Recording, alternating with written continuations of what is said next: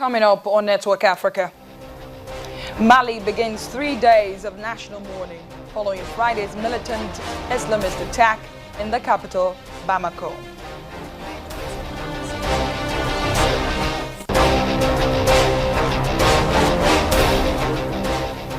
Ghana's ruling party votes overwhelmingly to endorse President John Mahama's bid for a second term in office.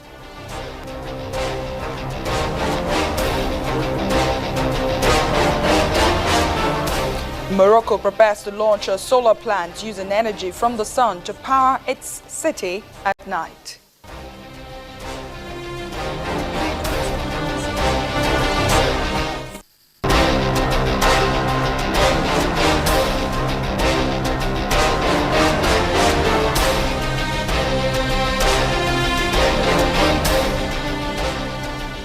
Hello and welcome to Network Africa. I am Adeshewa Josh. It's been an eventful weekend here in Africa, starting with the attack at Radisson Blu Hotel in the Malian capital Bamako to the escalating crisis in Burundi. There's so much to bring you up to speed on. Now, here's a summary of the happenings that made headlines over the weekend in the continent. A massive manhunt began in Mali for the suspected militants who besieged a hotel in the capital, killing at least 19 on Friday. The attack is said to be Islamist militants' most deadly on the West African country in years. After hours of taking hostages, Malian commandos stormed the Radisson Blu Hotel in the capital Bamako after an 8-hour siege and freed 170 hostages. But 2 days after the attack, little more has been revealed on the identity of the attackers. On Sunday, the Masina Liberation Front, which has been blamed for previous attacks in southern Mali, became the third group to claim responsibility for the siege. Al-Murabitun and Al-Qaeda in the Islamic Maghreb, AQMI, already had claimed responsibility. According to a statement on state television, several leads are being followed, and the hotel that was attacked is being combed through carefully. In Burundi, at least 5 people were killed in an overnight clash.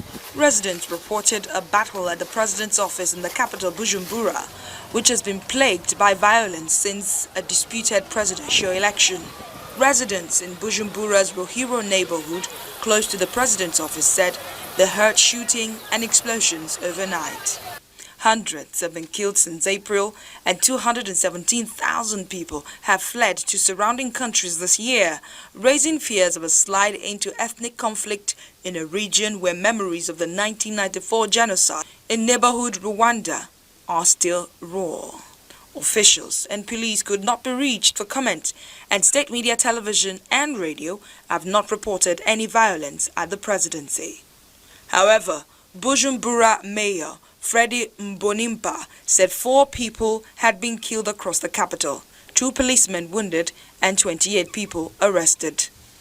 In Cameroon, 4 civilians were killed on Saturday in a suicide bomb assault by suspected Boko Haram militants, in which 3 female attackers and 1 man blew themselves up.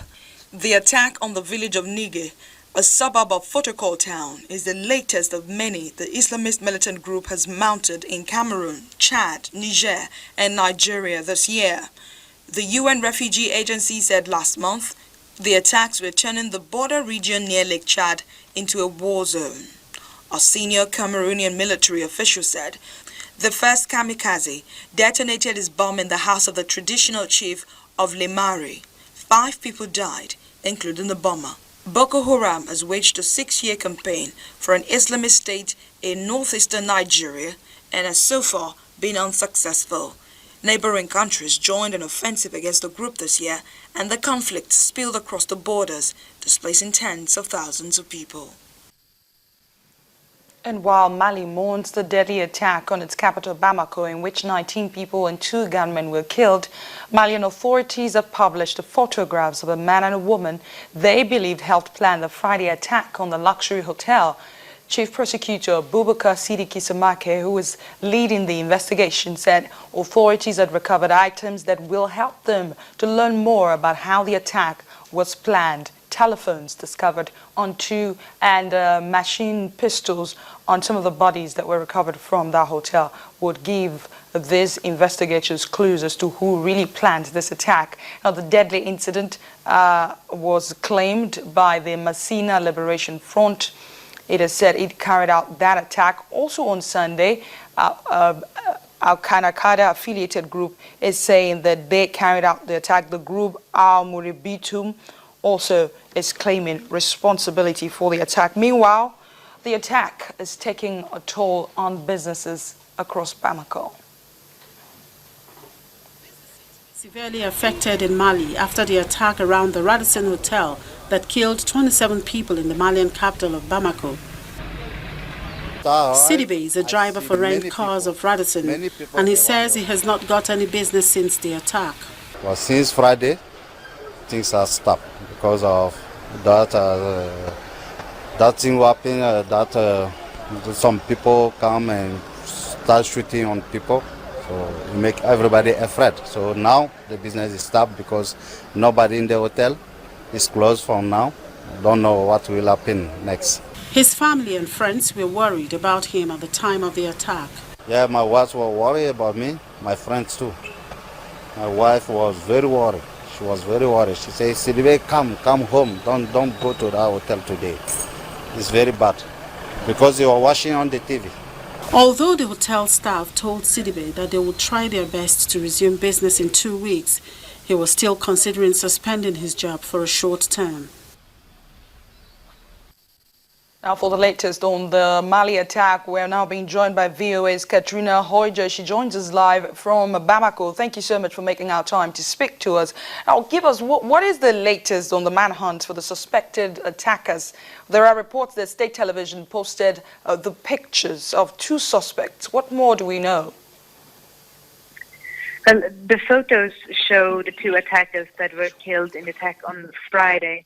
They have been widely shared on social media. It is 2 young men that the government say were the only attackers. Meanwhile, the Islamist extremist group Al-Murabitun, who was the first to claim the responsibility for Friday's assault, has issued a new recording identifying the 2 gunmen, according to a Mauritanian news site that often receives messages from Malian extremists. The group said that these were the 2 only assailants in the attack that killed 27 or 28 people. But it's still not sure if this is the same people shown in the photos yesterday by the state television. There's still a lot of confusion how many gunmen were actually involved in the attack.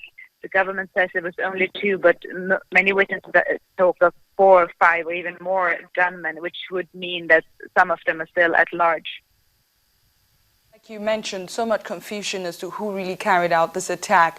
But what more do we know about the international cooperation promised by the government of some of the victims involved in that attack? You know that it's a luxury hotel. A lot of expatriates frequent that place a lot. And you would also recall that the U.S. sent in troops when news broke there were American hostages. What more do we know about these efforts to find out what really happened at that hotel? The Malian authorities are assisted by several forensic experts from a number of European Western countries, among them the U.S. They also are getting assistance from the United Nations mission in Mali. They are helping them with crime scene investigations to figure out what actually happened in the hotel on Friday. And that work is still ongoing. They will hopefully share an investigation with the Malian authorities to hopefully shed some light into what actually went down in the hotel. Hotel surveillance cameras should also be helpful, providing insight into what actually happened. And it is true that the American Security Service were the first among the ground to arrive because they had hostages inside the hotel. However, sending more troops to assist Mali, there's no concrete decisions at the moment. But of course, Mali is an important staging ground in the fight against terrorism. That's right. Now, let's talk about the confusing claims by the 3 Islamic terrorist groups who have been laying claims to this attack. What's your assessment? There's the Al-Qaeda affiliated group as the AQIM. There's a Masina who just claimed responsibility again. And also ISIS is laying claims to this. What's your assessment? Several groups in Mali has the capacity to launch an attack of this scale. Al-Murabitun, led by former Al-Qaeda leader Mokhtar al-Mokhtar, is certainly one of them. many foreign experts seem to think that this is the group that is behind the attack. It's also similar to another attack claimed by Al Murabitoun on a hotel in Sevres a couple of months ago. The second group that more Malian experts believe was behind the attack is the Ansar Dine, a local Islamist extremist group who is terror listed by both US and France. And meanwhile, you have a third group, the Massina Liberation Movement, who is active in center and south of Mali and have been cooperating both with Ansar Dine and also have links to Al-Qaeda. Again, all these groups would have political and economical gains in launching an attack. In the end, it's about gaining territory. It would also be an attack against the peace agreements or negotiations, the peace deal that has been reached and should be implemented in Mali. Now, it's very hard not to talk about how the attack occurred in the first place. The attackers came in a diplomatic car. That's the report we've been getting, which was obviously not properly checked, maybe because it's a diplomatic car. And, you know, there has been so much talks about that happening in the past in some of the hotels in that country. Now, this diplomatic car obviously belongs to a mission in Mali. Have we heard anything about how it was stolen? Which of the missions does it belong to? Do we have any lead on this missing puzzle of this crisis? It is true that the diplomatic car was parked outside the hotel during the whole attack. This is, however, I think we ruled out that this is the car that the attackers arrived in. The car was coming from the U.S. Embassy to pick up two workers going to the embassy early in the morning. They were actually coming out of the hotel as the attackers came across the parking lot firing and had to rush back into the hotel. They were both rescued later, but had quite dramatic experience. People who saw the attackers approach the hotel say they were on foot. There's also been reports that they had a driver. Other reports said that there were two groups attacking from different sides, which of course we have not been able to confirm yet. But the diplomatic car was probably not involved. Right. Katarina Hoyje, thank you so much for speaking to us there from Bamako. Please keep safe. Thank you. Thank you. Now let's bring you more facts about this whole attack. The names of 3 terrorist groups claiming attack on Mali Hotel. The first is the Al-Qaeda in the Islamist Maghreb, AQIM. There are also some reports about ISIS being involved, but that is not yet confirmed. Al Murabitoun is also claiming responsibility. Massina Liberation Movement is the latest of the Islamic group. They're claiming responsibility for this attack. We know very little about this group, but let's bring you what we know about them. Facts about Al Murabitoun. It's a jihadist group formed about 2 years ago. It's based in Sahara Desert in northern Mali and contains fighters that is made up of groups of fighters loyal to Algerian militant Mokhtar Belmokhtar. Now, let's bring you more facts about Al-Qaeda in the Islamic Maghreb, Salafi jihadist militant group and U.S. designated foreign terrorist organization operation in the Sahara and Sahel. The group traces its roots to Algeria's civil war in the 1990s. Has in the past decade become an Al-Qaeda affiliate with regional ambitions. The group has about 1,000 members in Algeria, while smaller members also in Chad, Mali and Mauritania. Algerian-born Abdelmalik Dukdel has led the group since 2004. Like I said, very little fact about the Massina Liberation Movement, which is also laying claims to that attack. It's just an Islamic extremist group formed in January 2015. We'll take a short break on Network Africa. When we come back, head of Kenyan athletics plans to retire after protesting athletes occupy the headquarters of the sports national governing body over corruption allegations. That's in a moment.